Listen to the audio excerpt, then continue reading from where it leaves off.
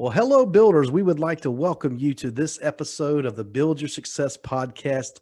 If you've been here before, we like to work on building you so you can build yourself and then build others. We also like you to be building a business, building a team, whatever you're working on in life. We want to be a part of that journey with you. We do that through special training, come in and help your team develop and grow and just recognize each other.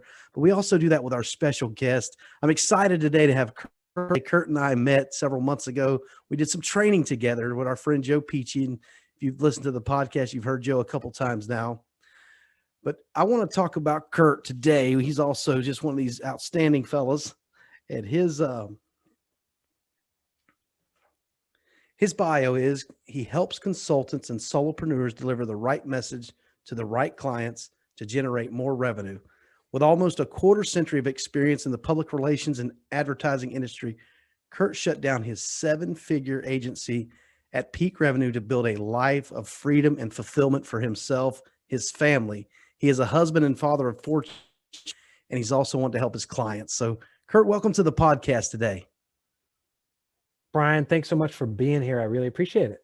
Yeah, man. And that let's just talk about that stopping that job that was so successful and designing a new life. Let's have a little conversation around that and get started here.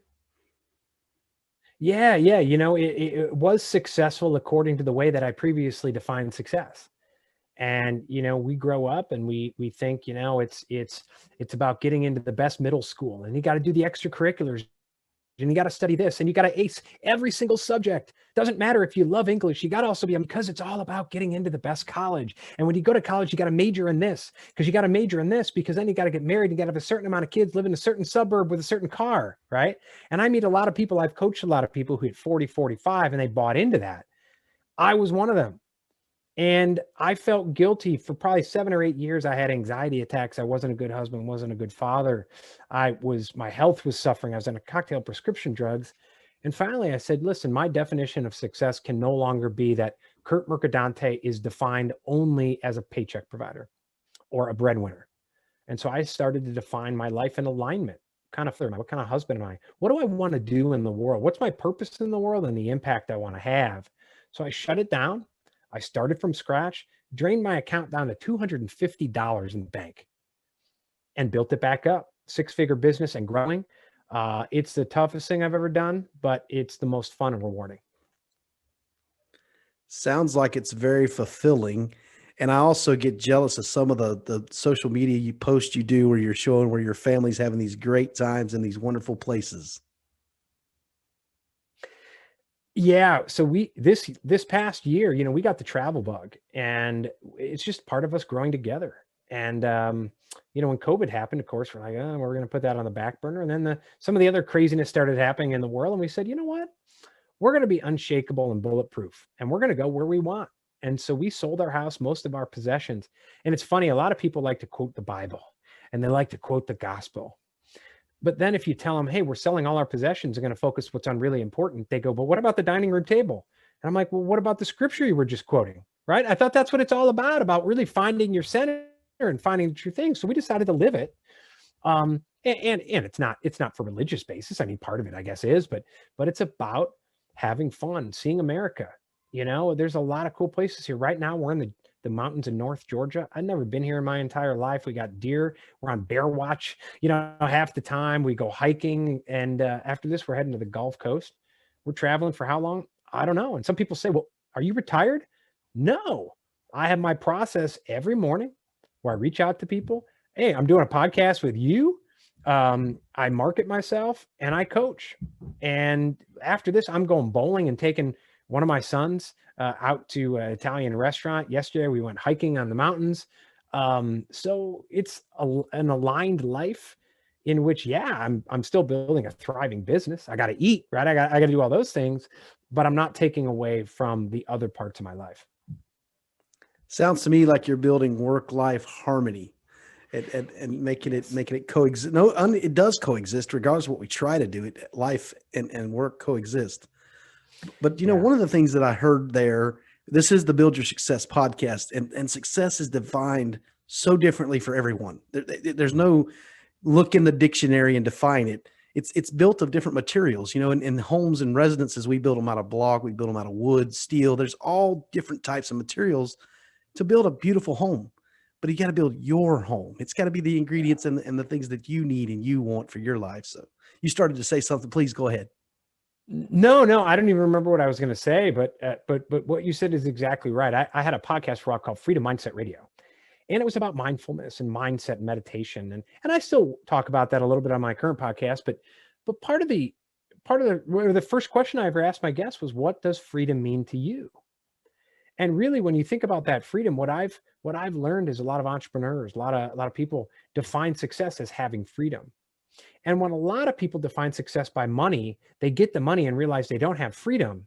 But then they start realizing that more important than money is time. And how do you put a dollar amount on that? And how do you get to that? Which leads to, how do you scale a business? Scaling a business goes to time. It's not just about money.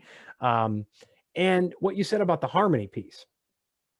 In my book, I wrote a book called 5 Pillars of the Freedom Lifestyle. I say, take that term work-life balance, throw it out the window, burn it, do whatever you need to do, trash it, because that assumes there's work and life, and those are separate things. There's just life.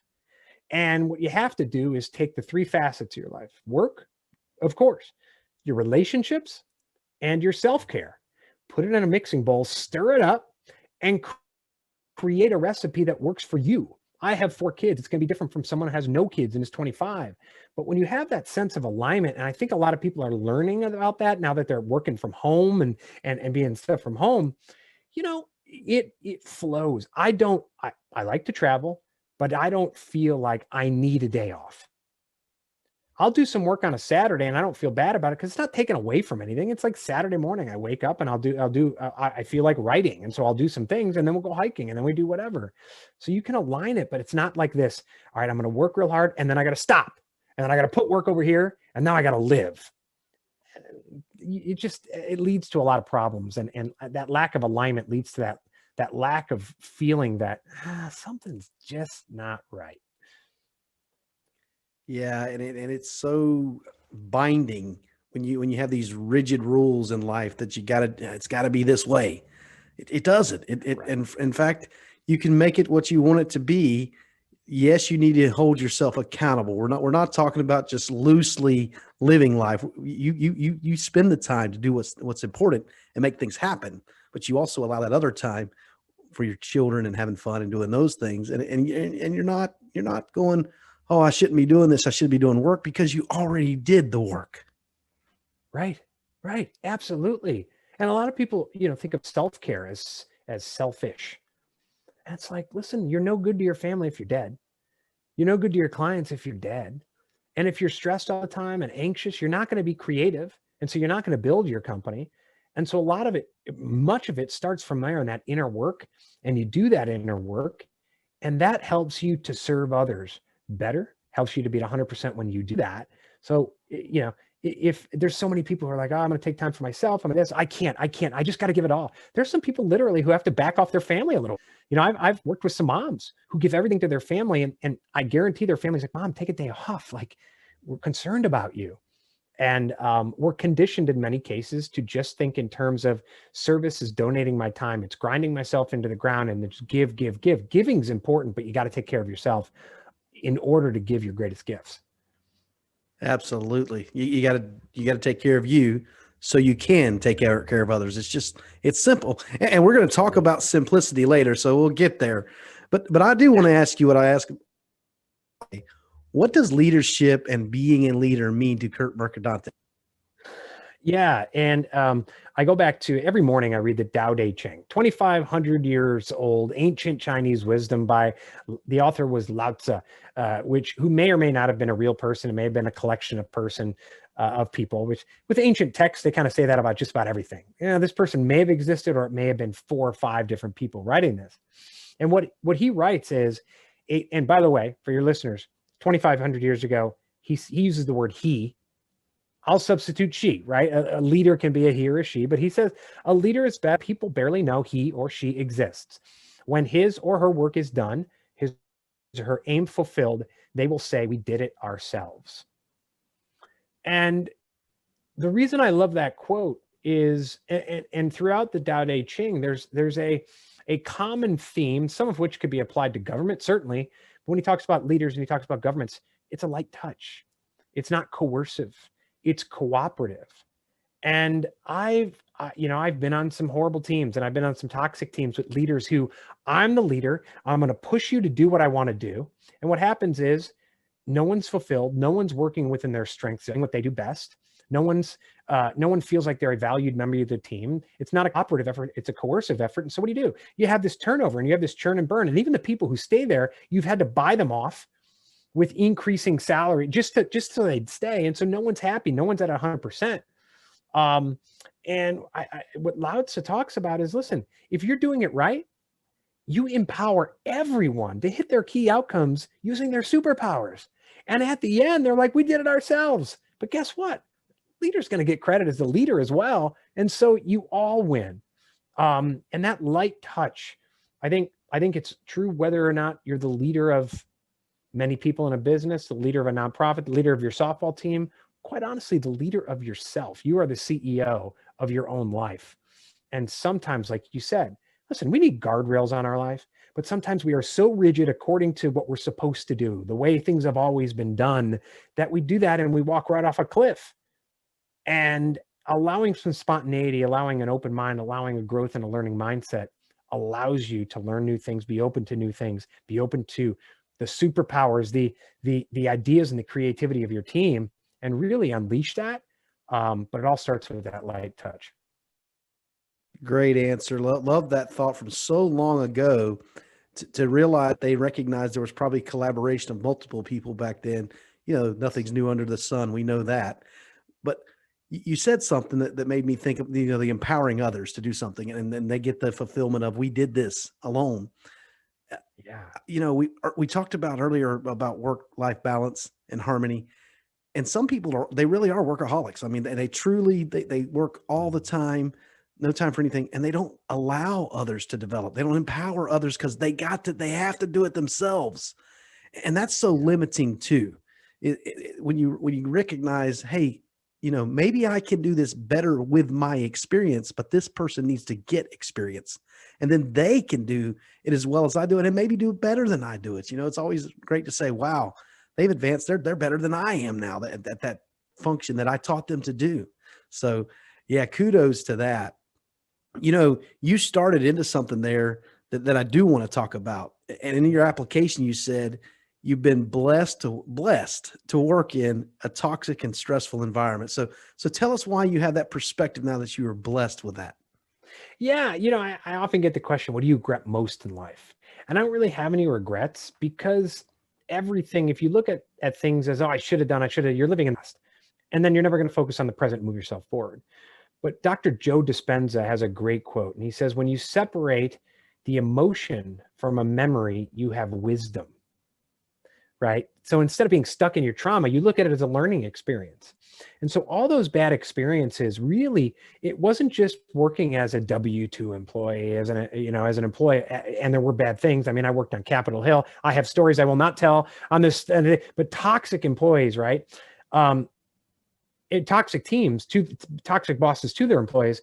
But then when I started my own company, some of what I would do was become a trusted advisor within the team. And it was like I was embedded in the team. And so I almost became an employee in this toxic environment. Even though I worked 800 miles away, it still was affecting my life and my home, even though the client was in DC. The reason I say I'm blessed is because it came to that day in 2017 when I woke up and I said, I'm done. And the culmination, of about 20 years of these environments with people who feel that every email is the most important email that's ever been sent. Every meeting is the most important email that's ever been sent. I once had a client who I used to work at call me on a Friday because a graphic on social media is wrong, and he wanted someone fired on my team. It was Memorial Day weekend. He ruined my weekend, right? It's like these things keep happening. The reason I'm saying I'm blessed is because it came to when that desperation became so loud in my life that I ended it and decided I'm going to help other people empower themselves so they don't have to deal with that. And so by separating the emotion from the memory, it became wisdom for me to help empower others. So It was a long experience. There were things, hey, I made a lot of money. Great, right, wonderful, and empowered me to do what I'm doing today. That is so great, and such wise words about using the, these experiences for the good and for the better. It reminds me of a time, early on when I started construction over 25 years ago. I had a superintendent. This guy was a genius when it came to building projects, knowing how to use forms and set up for concrete, and just one of these guys that was just a plethora of knowledge. But he didn't have a whole lot of people skills. And this is the day and time when they only needed us, including me, from the shoulders down. I mean, that was the thing. Hey, we don't want you to think, we want you to work. And I look Right. back on those times, and I tell everyone, from that superintendent, I learned a lot of what to do and a lot of what not to do. And so it Yeah. helps me now. It's a stepping stone. Hey, those were some difficult times. He and I had some difficult conversations, things that I'd never want to have again, stressful. But I use those for stones today, and I treat people differently as a result of that, those toxic conversations and those things. And I encourage others, hey, that's not necessary. Yes, Yeah. construction folks have to work in the heat. They have to, take a couple calluses and bruises and things. It's a hard job, but we don't have to be hard on them all the time. Ride them, they used to ride spurs at us, just some of those crazy things they did that didn't make the job any better, didn't make the employee any better. Yeah, and there's certainly people who need to toughen up and suck it up, right? But we have to learn the difference between toughness and stupidity. Like toughness is, okay, I'm doing squats at the gym and I'm tired. I'm gonna tough it out. Stupidity is, I just felt my quadricep tear from my knee, but you know what? I'm tough and I'm gonna hammer out another 8 reps and not be able to walk for 6 months. And that's true for self-care, and it's true for our employees as well. And I'm a Gallup certified strengths trainer, and Gallup has just reams of data on what it takes to empower employees. And they find that employees, like, even pay isn't the number one thing they want. They want this sense that they're part of something bigger, that they're part of a team that's going to help develop them to learn to be into management. And they'll take jobs that actually pay less to get there. And a lot of people say, oh, millennials, they're spoiled, they're spoiled, they're spoiled. And I've probably been guilty of saying certain things about right. But the one thing, it's not the one thing, one of the many things they're great at is that they won't take it. If it's a toxic job, more than maybe us or our parents, they're out of there like that. And so employers need to they can sit and complain about it, or they can realize, all right, what can we do to change our environment? Because it costs a whole heck of a lot more to bring in new employees on a regular basis than to retain the ones you have. And I think even right now during COVID, I was talking about this with someone recently that I gave a speech actually, and one of the leadership for a group of newspaper publishers said, there's a lot of employers right now during COVID who said, we got them right where we want them, right? They're never going to leave now. It's a down economy. There's 20 million employed, and yet people are leaving their jobs. And these managers are shocked. Why? Because it's all about the pay. And now people are realizing, I'm working from home. You're requiring 72 Zoom calls a day. I'm trying to homeschool my kid. I'm trying to do all these things. It's not worth it. I'm done. And I've realized what I was missing at work by being home with my family. And so it's a wake-up call for a lot of employers that they can't do the strategy I like to call the warm butts and seats strategy. Take a warm body, throw it in the seat. We don't care what they do. We're going to look at their resume. It's all about skills. It's nothing about behavior patterns, talents. And we're just going to hope it works out. And if they can't do it, they're out. Those days are thankfully going to be long gone. Yeah. And seats mentality where the skills is the resume, that the win. It's statistically speaking, 13% of your success is based upon skills. 87% is based on attitude. And so we like to say in the leadership training business that you hire them for their skills and you fire them for their attitude. So you hire them for their aptitude and you fire them for their attitude. And if that's it, we need to be teaching people that you can learn the skills, but you better have a really good attitude, because that's what's going to make you successful. Yeah. And on the other end, employers need to get better about determining that on the front end. And it's not just about resume and looking at that. A friend of mine, Isaac Morehouse, has started a company called Crash, and he's trying to completely disrupt the hiring process. So he's teaching people, listen, do you want to just send in your resume and have it with a stack of other people who have equal education and equal experience? He's teaching them to start a blog, to start a podcast, to do video sales messages to employers, not to the hiring manager, to the CEO, to stand out. He's teaching, listen, you know, you and I went to the Peachy Fest, right? The boot camp. He's teaching everyone how to brand and sell themselves to stand apart from the people who just want to talk about skills. And that type of stuff is a great indicator. If I'm hiring and, you know, my HR manager just keeps giving me resumes, but all of a sudden out of the blue, I get a video sales message from some guy who talks. That's a good indication of that other 87% attitude, right? If they're going to go above and beyond to do that, I want to talk to this person. So yeah, that's a great stat. I hadn't heard that stat, but that's wonderful. Not surprising. It's true. It's done, I think, Stanford research. I don't remember the research, but it's a college that researched it and came up with those statistics. So it's real deal. Simplicity. Let's move to this because it actually fits here. You know, you said that simplicity and building the mindset of true service. I like the KISS method. I told you earlier that keep it simply simple instead of keep it simple stupid. And that way we're not being so harsh with people. But the simplicity of doing what's right for your customers. Start with the customers. Tell us how you do that and how you encourage others to do that. Well, you got to start with, who do I serve? Who do I want to serve? And what do they want? And so many people start with, I'm great. I can do all these things great. Got to be a market out there. So I'm going to do what's great. And then people are going to come to me. Well, yeah, if you take a shotgun, you turn off the lights, you're going to hit a target every once in a while, even if you fire like crazily into the night, right? Wouldn't you rather have a rifle shot with a target and actually see it? So you got to start with that ideal client. And if you have clients, I work with some of my clients to go, if they have clients, and look at who are the people that treat you like a trusted advisor, who pay you trusted advisor money, who don't doubt you, who don't call you at midnight, even though they're not paying for midnight calls, and demand an answer, who are tougher to work with. You know, there's a whole host of things. There's behavioral, there's their gender, are they married, are they, you know, they family oriented, are they over 40, are they under 40? There's all these different things that go into that ideal client. And then most importantly, once you identify that, what do they want from me?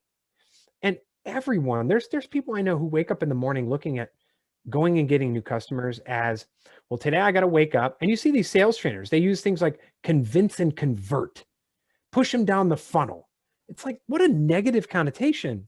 Every business at its heart, when you talk about simplicity, is about improving the lives of other people.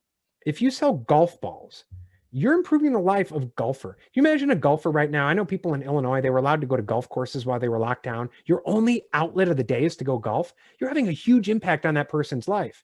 If you wake up in the morning, you're like, how can I help people today? I don't love doing sales calls, but I get to talk to people and help them. Versus, I'm going to wake up today and I'm going to get on the phone with people and try to convince them to reach into their pocket and spend their money on something they may or may not want to buy. A, that's less effective. And B, what a mindset, just downer every single day. So if everyone in your organization knows the purpose and the impact you have, which is that positive impact you have on other people's lives, if you're a solopreneur and you wake up and like, I'm going to make an impact on someone's life, everything from your branding process is going to communicate that, because your message isn't going to be about, look at me, let's talk about the bells and whistles and features. You're going to talk about, what do you want? What do you want from me? Which is different from, I know what they need and I'm going to force feed it. I know a lot of people who buy Teslas who care about the environment being green or sustainable. Elon Musk has a mission. He wants to save the world and he wants to be green. He wants the environment. You never hear him talk about it. Why? Because he knows the people who are going to buy the Teslas are people who want a robot car that can go 0 to 60 in 2 seconds and has bulletproof glass on the Cybertruck. He knows what people want. Now, he's also giving them what he needs, but he never talks about that. And so it's important that we don't do what I call verbally vomit. I know what that person needs, and I'm going to get them on the phone, and I'm just going to go 7 to 8 minutes of everything I know they need and everything I offer. And at the end, they're going to be like, I just wanted this. Like, I'm not going to buy from you because I just wanted to know what's in it for me. So start with your customer. How can you help your customer? How can you serve your customer? That's great for branding, sales, but also it builds a culture of service within your organization. Love that. Think it's, that simplicity of it, and knowing what your customer wants. Hey, you want them to exchange money. So money is an equation. It's time, because I give my time to get my money. And so now you're Right. going to give that hard earned money for something. Tell me what good it'll do for me. Tell me how it helps me, where it increases my time. That'd be a great thing, right? If I can use whatever you're doing to get better and more efficient, or if it just brings me happiness, like you said, with the outlets. If I can go out and have a good time, I'm willing to exchange my money Yeah. that I time for those type of things. Yeah, just that's so awesome. And that's what it's about. The funnel and the shotgun and all that. Hey, it's worked in these new technology times for space, but the trend I'm hearing on a lot of podcasts and sales, that trend's narrowing down now. You can't even hardly get people to open an email. Right. Right. And I have a good friend who spends millions of dollars a month on Facebook ads. He calls himself the best Facebook ad marketer in the world. And I don't doubt him, right? And he's got an incredible resume. But what he said is, when it comes to, like, for instance, the coaching industry and people selling Facebook ads, he knows a lot of the top people. And he said, the joke is that it's Facebook ad coaches selling to coaches to teach them how to sell the coaches, to sell the coaches, to sell the coaches, and it's like, and so I've met at least 20 people who tried that and wasted 6 months of their life because they focused on the tool and the tactic. I'm going to deliver a Facebook ad and it's just going to come to me. But they haven't focused on that foundation of, very simple, who is your customer and what do they want? And if you just speak to that every day, you don't need a lot of likes and views. You're going to see your customer. You do the shotgun approach, a stopwatch is right twice a day. So you're going to hit something with the shotgun. But I'd rather have it consistent, have my process, and to have a successful process, you keep it simple. And there's a Chinese word, I read the Tao Te Ching, called poo. P-U. My kids laugh when I talk about poo. And hey, like, bring it back to poo. And they're like, Dad, poo, poo, poo. Poo means uncarved block. When in doubt, bring it back to that uncarved block of wood and start from there. Go back to the source, go back to being simple and start from there. And I found it's just the best way to go. Humans overcomplicate everything, right? We have to. Simple. Well, this is simply the time where we have to end the podcast. So tell the listeners where they can get in contact with you, where to find you on social media, your website, all those things. Yeah, so my website is merc.enterprises, MERC.enterprises. I actually, I just de-social mediated my life. So I'm on LinkedIn. If you look me up on LinkedIn, Curt Mercadante, or I started a channel. I'm trying it out on Telegram. So if you download Telegram, it's actually you go to t.me, M-E/Curt Mercadante. And I have a private channel there, public channel there. You can follow me along and we'll have some fun. That sounds wonderful. And for our listeners, we'll include that in the show notes so you can get in contact with Curt and see him. I know he's active on LinkedIn because that's how I first saw him. Then I actually met him at a boot camp we attended together. So thanks for your time today. And for our listeners, do me a favor, go over wherever you're listening to that platform, leave us a honest rating and review. Share this podcast with others. Hey, I know Curt can help others, so share it with others. Thanks for listening today. Remember to build yourself and then build others.